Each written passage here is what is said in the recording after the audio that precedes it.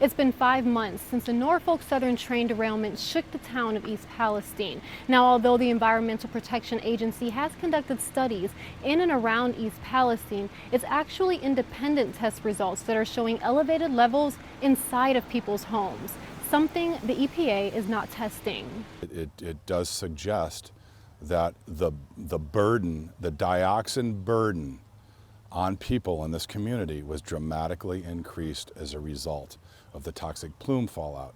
Scott Smith has been conducting independent testing on furnace filters in East Palestine for months. He explained how the results from Christina Ferguson's home showed that dioxin levels were more than 8 times higher than that of a controlled sample. Smith says so far they've tested furnaces of roughly 25 homes and 80 to 90% of them are showing elevated levels. The levels are being compared to other homes being tested in other towns like Salem. Why are furnace filters important? So instead of doing a biopsy on someone's lung and cutting their lung open, the closest thing we can figure out as to what they were exposed to and inhaled are testing those furnace filters for dioxins and other chemicals. The EPA is not testing inside homes and says they have a reason. EPA only recommends indoor sampling when there's a direct pathway of exposure for a particular chemical.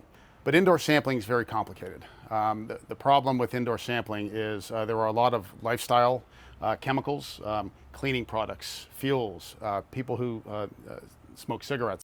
Smith says he's made offers to the EPA to come out with him and test alongside of him to compare results. However, it's an offer that's been refused. We have no plans to do that. We know the lab that he's using. It's a quality lab. It's the same type of lab we would use.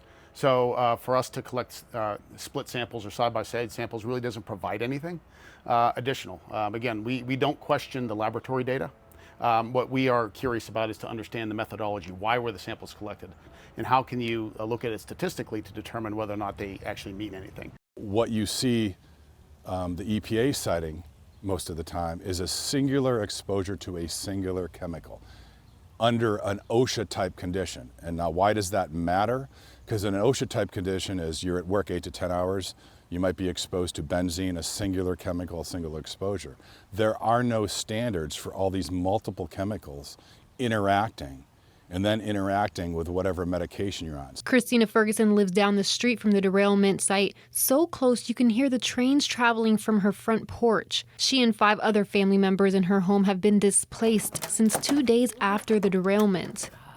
It's hard to keep up with 2 houses now. But She says because Sulphur Run Creek flows right under her backyard, soil from around her home has been tested multiple times. But Smith is the first person to actually test inside her home, and the results have made her feel validated.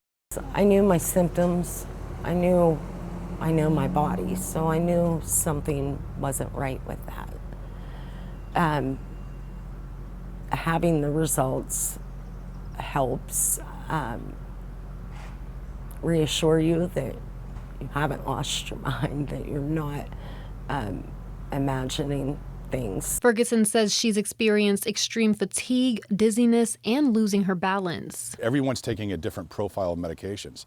These medications can interact, whether it's dioxins or anything else, at even low levels, and then create new compounds. For Ferguson, it's now a waiting game, one she has no control over. My life cannot go on like it should, where I'm able to enjoy things until I get the answers from NS of what they're going to do to help my family.